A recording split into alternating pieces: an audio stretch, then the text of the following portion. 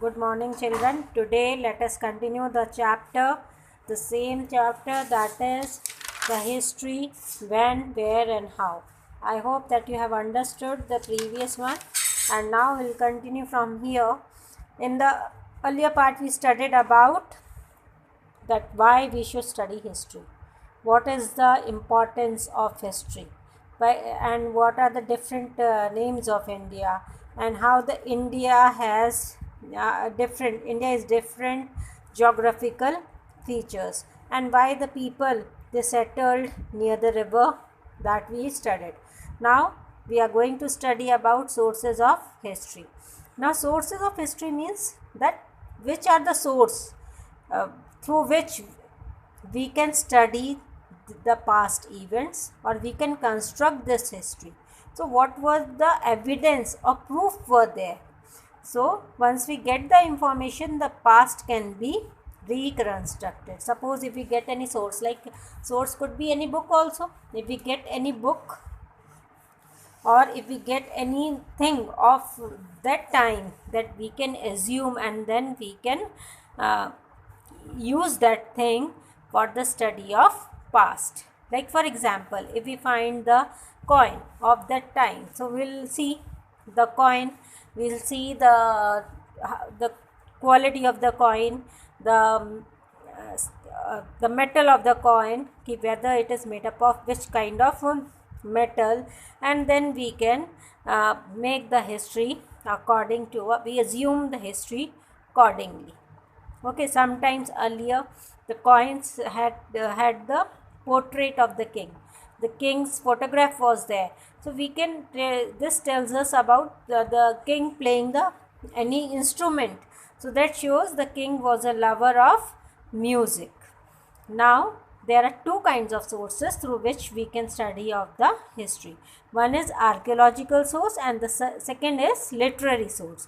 Archaeological source means those sources which we get when we which we have got in the uh, like for example, like coins, monuments, all these things which we have got, objects. When we get these objects, so they are known as archaeological sources. When the people they dig the earth and they find the coins of that time, they find the pots of that time, they find many other things of that time, paintings of that time, so they come under archaeological sources. So under archaeological sources, the first heading is coins that we are going to study. So archaeologists, who are archaeologists? They are the people who excavate. Excavate means who dig out to find evidence of the past. Who they look for objects, like which kind of objects they look? Stone tools. When they dig the earth, what happen? They get these things like stone tools, pottery, seals, jewelry, toys, etc. from excavation sites. These objects provide a lot of information about that period of history. So these are the archaeological sources. Now the first archaeological source that we are going to study, that is the cave painting. Cave painting here, many cave paintings done by early man have been found in different parts of the world. Bhimbetka caves in India. This is one of the caves which are found in India. They are famous for cave paintings. They tell us that the animals that early man hunted, the weapons he used, etc. Some of the paintings at Bhimbetka are approximately 300 years old. You can see this picture, and you can see the weapons, you can see the animals, you can see many things which were used by those people, which kind of weapons were made, which kind of animals were hunted. So in this way we assume the history and we write the history. So archaeologists, what they do, these are the people, they excavate to find the evidence of the past. So which kind of objects are found by them? Like cave painting, coins, stone tools, like pottery, etc. Then coins. The earliest coins were only the pieces of metal with a mark to indicate that they were coins, not just the bits of metal. Later on, the coins had the name or portrait of the king. So If you go to the earliest coins, you will find they were simply the metals which had the mark, nothing else. Later on, they started making the portrait of the king. So they give lot of useful information. Also, the places from which they were discovered gives us an idea of the size and extent of the kingdom. From the metal used for the coin, who are historians, those who write the history, they can guess whether the kingdom was rich or poor. If they find the coins of gold, they can guess if the kingdom was rich. And if the coins were made up of iron, then that is they can guess that it is the kingdom was poor. Coins also gives lot of information about the religion, clothes, and even the pastimes of the people. So the below coins you can see here, the king is shown playing something, and the other also the say other is there. So here the given below coins show that the Samudragupta was talented and enjoyed music. So this about the king Samudragupta. Now the next archaeological source is inscriptions. Now what are inscriptions? Inscriptions are the writing or stone or metal. Many inscriptions have been found all over the world. When you write on the wall or on the stone or metal, that is known as inscription. Emperor Ashoka had inscription put all over his kingdom. They tell us about his empire, lifestyle, administration, and Buddhism, which was his religion. Kings often kept records of various victories in battle, and they used to write about their victories in battle in the inscriptions. And the next kind of archaeological sources, monuments. The study of monuments are the buildings, is the key to understanding a particular culture. Ancient buildings like Sanchi Stupa, the Parthenon, and the Roman Colosseum, these are the windows to the early civilization. These are the examples they have given, the buildings example, to learn only the names of the buildings. Then burials. Now when the people died, they used to bury the dead body. So that was the custom that was followed in the earlier time. So the burial sites, so where they used to bury, so that also gives us lot of information. For instance, example, Birza Home in Kashmir. There is a place called Birza Home in Kashmir. The burials have been found are very interesting. The dead were buried in pits lined with lime.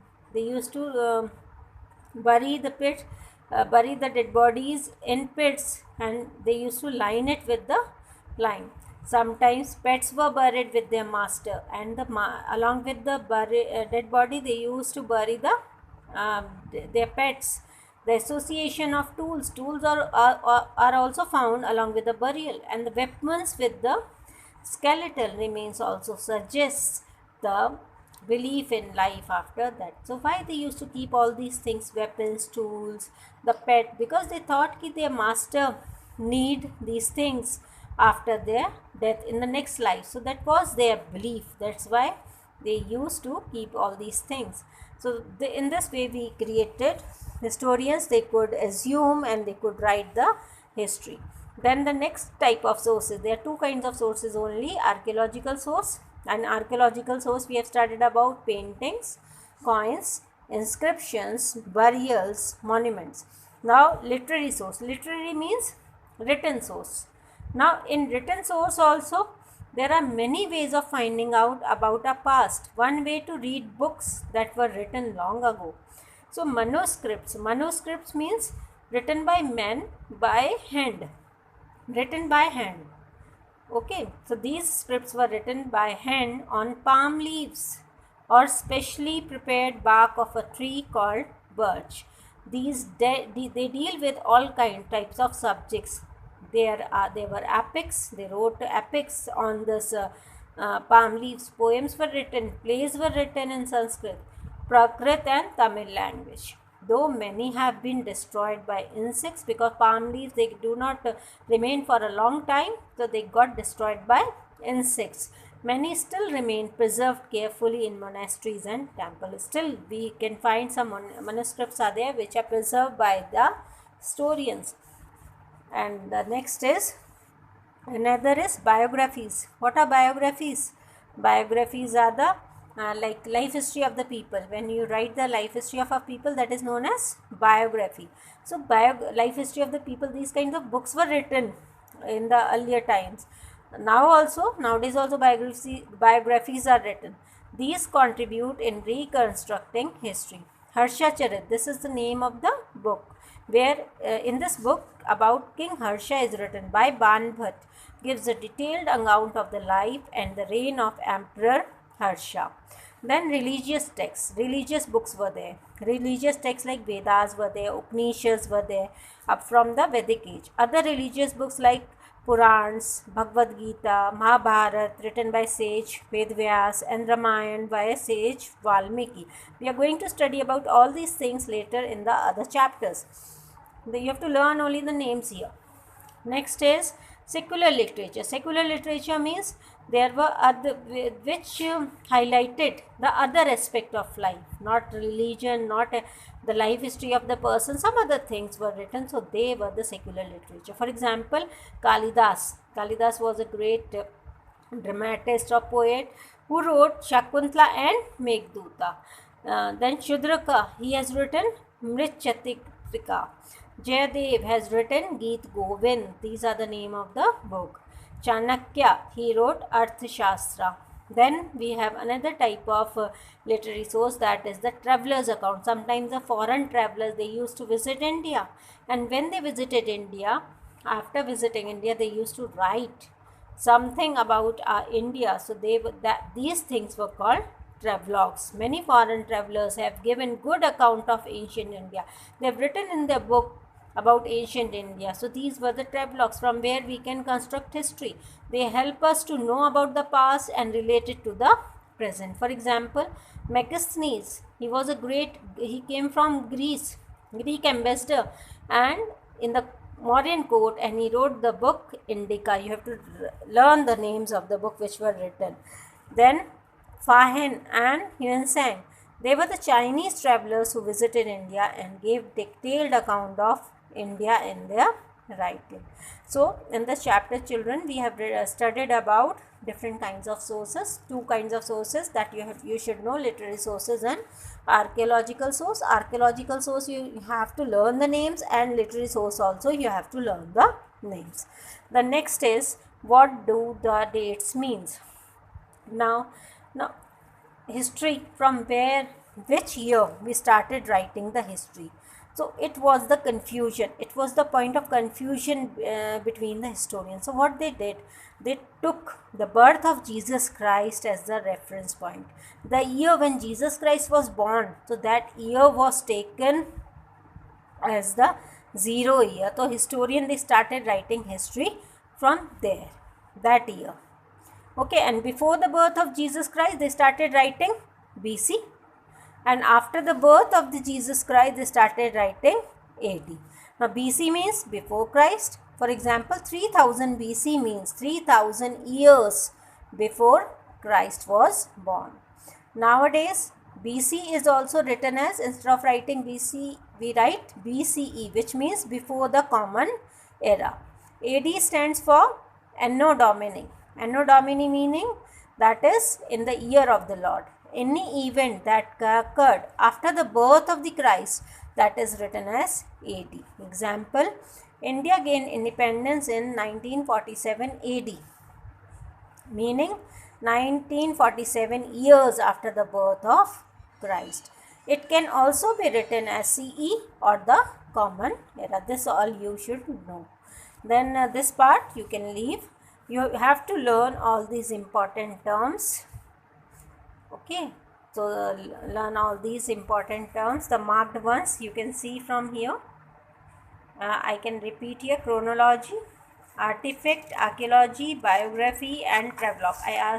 And the question answer I send to you later on.